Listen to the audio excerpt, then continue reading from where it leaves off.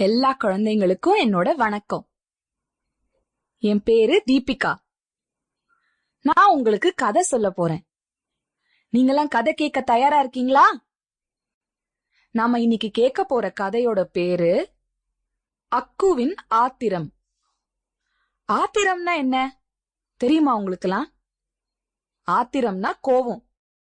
சரி, இப்போ கதை என்னன்னு பாக்கலாமா?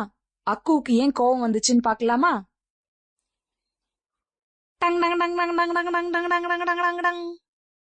மணி ஒலித்தது. பள்ளி முடிந்தது. எல்லா சிறுவர்களும் சிரித்தபடி மகிழ்ச்சியாக வீட்டை நோக்கி ஓடினார்கள். அக்கு மட்டும் சிரிக்கவில்லை, மகிழவில்லை. அக்கு கோபமாக இருக்கிறாள்.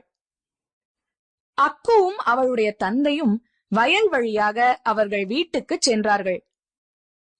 அக்கு அக்கு, அங்க பாரேன், சூரியகாந்தி பூ எவ்வளோ அழகா இருக்குன்னு என்றார் அவளுடைய தந்தை.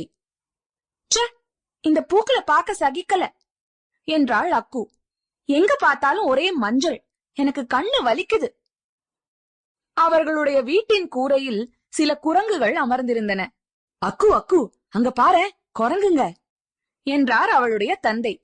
சி என்றாள் அக்கு. இந்த குரங்குகளை எல்லாம் இப்ப யாரு பாப்பாங்க? ஷூ ஷூ, ஓடிப்போங்க என்று அவற்றை விரட்டினாள். அக்குக்கு ஏன் இவ்வளவு கோவம் என்று சிரித்தபடியே, இந்தா கொஞ்சம் மோரு குடி, எல்லாம் சரியாயிடும் என்றார் தந்தை. எனக்கு மோர் வேண்டாம் என்றாள் அக்கு. ஒரே ஒரு துளி, கொஞ்சம் குடிச்சு பாரேன். சரி என்று வாங்கிக் கொண்டாள் அக்கு.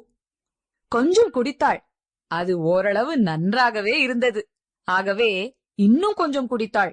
இன்னும் கொஞ்சம், இன்னும் கொஞ்சம். விரைவில் தம்ளர் காலியாகி விட்டது. கொஞ்சம் வடை சாப்பிடுறியா என்று கேட்டார் தந்தை. வேண்டாம் என்றாள் அக்கு. ஒரே ஒரு கடி, கொஞ்சம் சாப்பிட்டு பாரேன். சரி என்று வாங்கிக் கொண்டாள் அக்கு. கொஞ்சம் சாப்பிட்டாள். அது நன்றாகவே இருந்தது. ஆகவே இன்னும் கொஞ்சம் சாப்பிட்டாள். இன்னும் கொஞ்சம், இன்னும் கொஞ்சம். விரைவில் தட்டு காலியாகி விட்டது. சமத்து என்று அவளை பாராட்டினார் அக்குவின் தந்தை. நீ ஏன் கோவமா இருக்க? அத கொஞ்சம் சொல்லேன். சொல்ல மாட்டேன் என்றாள் அக்கு. நான் ஏதாச்சும் தவறு செஞ்சுட்டேனா? இல்ல. அம்மா ஏதாச்சும் தவறு செஞ்சாங்களா? இல்ல. பள்ளியில ஏதாவது நடந்துச்சா?